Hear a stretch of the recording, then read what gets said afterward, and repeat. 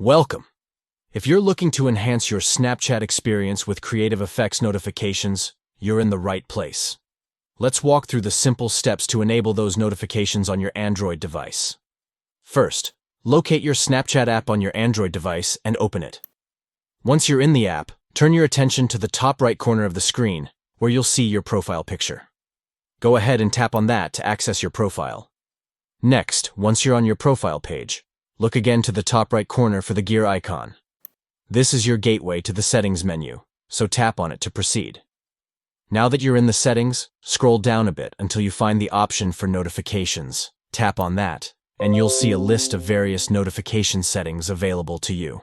Finally, to get those creative effects notifications, make sure to mark the option that says Creative Effects. By doing this, you'll get notified whenever new, exciting effects are available for your snaps. And there you have it. With just a few quick steps, you've successfully enabled creative effects notifications on Snapchat. Stay updated with the latest features and keep your snaps fresh. Happy snapping!